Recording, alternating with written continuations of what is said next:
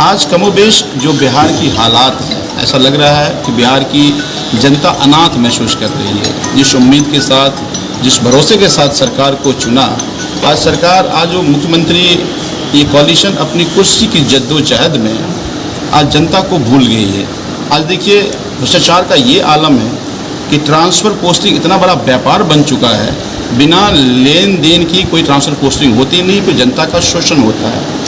आप लोगों ने सुना होगा कि डिप्टी सीएम ने अपने लोगों को नल जल योजना की ठेकेदारी दी, और ठेकेदारी दी तो दी, बिना काम किए काम की कंप्लीशन रिपोर्ट भी होगी, यानी करोड़ों का भ्रष्टाचार उनके हमारे डिप्टी सीएम के जो रिश्तेदार हैं, उनके जो जानने वाले हैं, उनके भेंट चढ़ गया।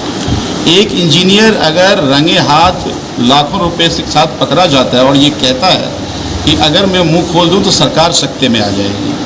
पहले भी डिप्टी सीएम आप सबने सुना होगा कि जेडीयू के विधायक कहते हैं कि भाई भागलपुर जिले में आते हैं और उगाही करते हैं। इसका मतलब ये भ्रष्टाचार का खेल जो है वो मंत्री सरकार के संरक्षण में चल रहा है, और ऐसा प्रतीत हो रहा है कि मुख्यमंत्री आज विवश हैं और लाचार नजर आ रहे हैं। शराबबंदी का खूब ढिढोरा पीटा गया, लेकिन मैं जिस किसी डिस्ट्रिक्ट में जा रहा हूँ लोग ये कह रहे हैं कि शराब का एक पैदल तंत्र तैयार हो गया है। जिस संरक्षक पुलिस आज पहले शराब की दुकान में मिलती थी, आज पुलिस होम डिलीवरी करके लोगों घर तक पहुँचा रही है। मैं भी सीमांचल में और बाढ़ग्रस्त एरियो में कई जगह गया, हमने देखा हर बार बाढ़ एक भीषण आपदा लेकर आती है। बारिश के मौसम में लोग को त्रासदी होता है उनके लिए, लेकिन आज तक कोई स्थायी समाधान नहीं मिला।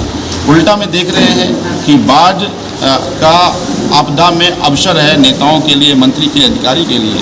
सैकड़ों करोड़ जो आपदा नियंत्रण के नाम पे आता है, उसकी लूट हो जाती है। एक तरफ दिल्ली में दिल्ली की सरकार जो 5 साल में जो काम किया है उसकी चर्चा पूरे देश में हो रहा है। लोग उसे केजरीवाल मॉडल कह रहे हैं, और ऐसा मॉडल जिसमें सबको समान शिक्षा मुफ्त मिलनी चाहिए, सबको स्वास्थ्य की सुविधा मुफ्त मिलनी चाहिए, वहाँ पर बिजली फ्री मिल रही है, पानी फ्री मिल रहा है, बसों में यात्रा फ्री मिल रहा है, पेंशन 2500 मिल रहा है।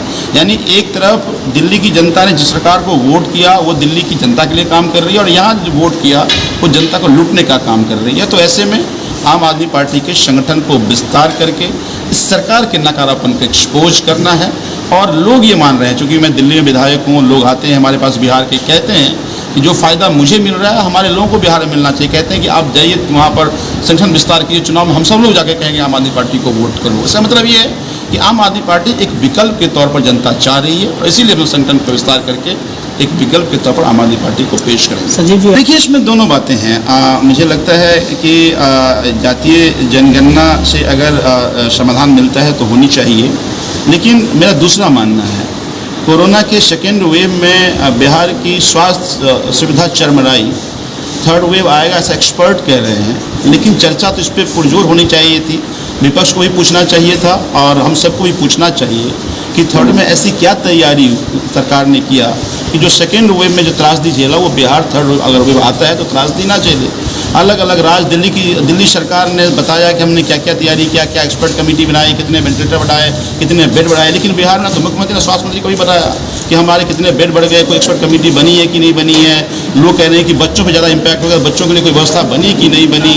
तो बगैर आज इन तमाम मुद्दे जिससे जनता आहत और जनता को फायदा मिलना चाहिए, पहले उस पर चर्चा करनी चाहिए, फिर बाकी मुद्दों पर बात होनी चाहिए। सभी दर्शकों से एक गुजारिश है कि हमारे न्यूज चैनल सूरज की रोशनी को लाइक, शेयर और सब्सक्राइब जरूर करें, ताकि आपको अपने आसपास की सारी खबरें मिलती रहें।